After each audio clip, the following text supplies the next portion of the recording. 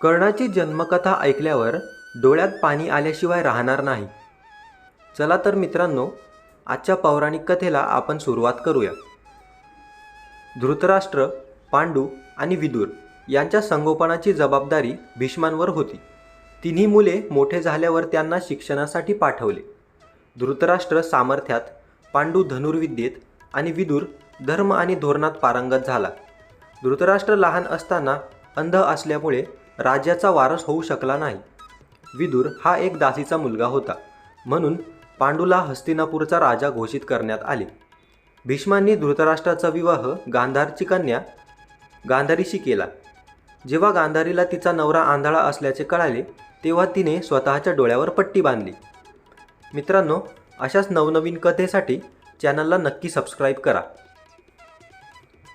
त्या दिवसात यदुवंशी राजा शूरसेनची लाडकी कन्या कुंती जेव्हा मोठी झाली, तेव्हा तिच्या वडिलांनी तिला त्यांच्या घरी आलेल्या महात्म्यांच्या सेवेत ठेवले. कुंती वडिलांच्या अतिथीगृहात येणाऱ्या सर्व संत, महात्मे, ऋषी इत्यादींची मनापासून सेवा करत असे. एकदा दुर्वासा ऋषी तिथे पोहोचले. कुंतीनेही त्यांची मनापासून सेवा केली.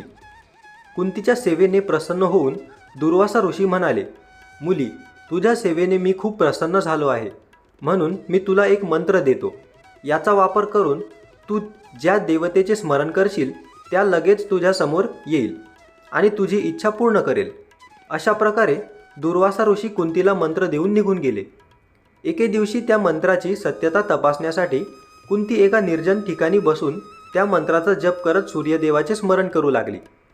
त्याच क्षणी सूर्यदेव तिथे प्रगट झाले आणि म्हणाले, देवी, तुला माझ्याकडून काय इच्छा आहे ते सांग. तुझी इच्छा मी नक्कीच पूर्ण करेन. यावर कुंती म्हणाली, हे देवा, मला तुझ्याकडून कोणत्याही प्रकारची इच्छा नाही.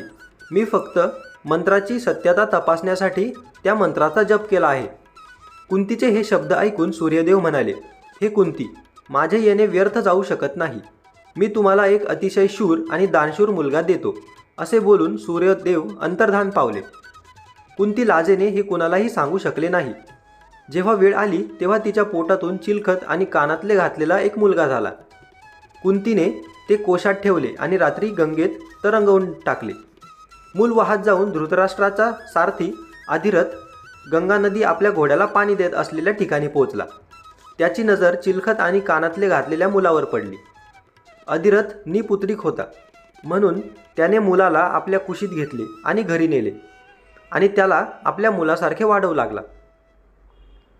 त्या बालकाला अतिशय सुंदर कान होते, म्हणून त्याचे नाव कर्ण असे ठेवले.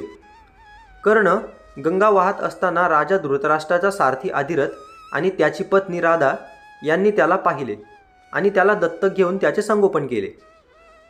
बालपणापासूनच कर्णाला त्याचे वडील अधिरथ यांच्याप्रमाणे रथ चालवण्यापेक्षा युद्धकलेमध्ये अधिक रस होता.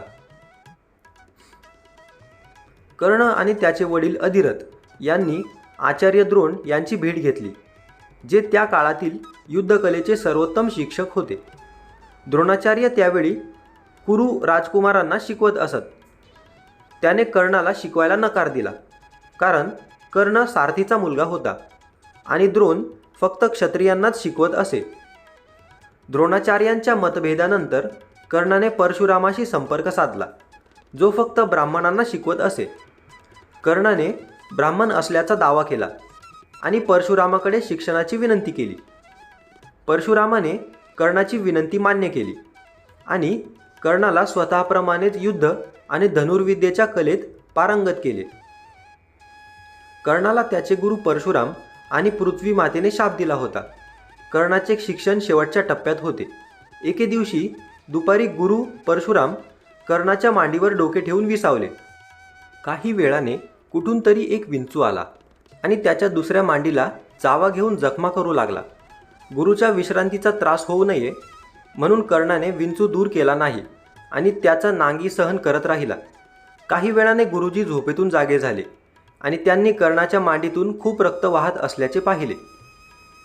तो म्हणाला की विंचूची नांगी सहन करण्याची बळ फक्त क्षत्रियातच असू शकते, ब्राह्मण नाही, आणि कर्णाला जेव्हा जेव्हा त्याची सर्वात जास्त गरज भासेल तेव्हा खोटे बोलल्याबद्दल परशुरामाने त्याला शाप दिला होता.